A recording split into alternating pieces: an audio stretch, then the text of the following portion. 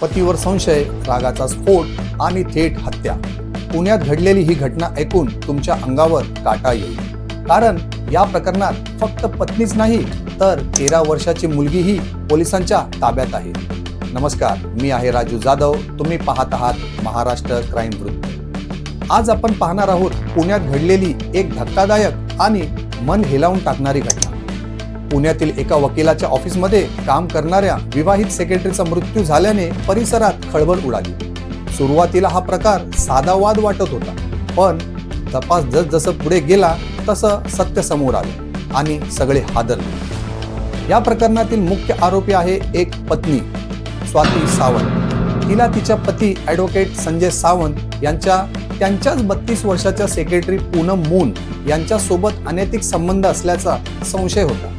हा संशय इतका वाढला की थेट रागात बदलला आणि रागातून एक भयंकर निर्णय घेतला गेला. पोलिसांच्या प्राथमिक माहितीनुसार वकील पतीशी अनैतिक संबंध असल्याच्या संशयातून वकिलाची पत्नी आणि तिच्या 13 वर्षाच्या अल्पवयीन मुलीने पूनम मून यांचे हात पाय बांधून बॅटने डोकं आणि तोंड ठेचून खून केल्याचा आरोप आहे.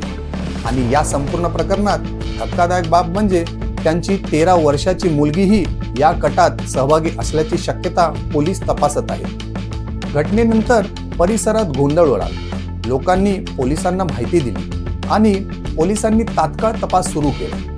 पोलिसांनी वेगाने कारवाई करत पत्नी, पती आणि त्यांच्या 13 वर्षाच्या मुलीला ताब्यात घेतले. सध्या तिघांची चौकशी सुरू आहे आणि या प्रकरणामागील नेमकं कारण, कट आणि प्लान याचा तपास सुरू आहे. धक्कादायक प्रश्न म्हणजे संशय इतका धोकादायक असू शकतो का? नात्यातील अविश्वास इतका वाढू शकतो का की तो गुन्ह्यात बदलतो? सर्वात मोठा प्रश्न, एका 13 वर्षाच्या मुलीला अशा गुन्ह्यात कसं ओढलं गेलं? ही घटना आपल्याला एक मोठा धडा देते.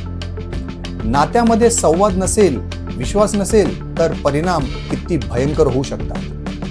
अशाच थरारक आणि सत्य घटनांसाठी चॅनेलला सबस्क्राईब करा, व्हिडिओला लाईक करा. धन्यवाद.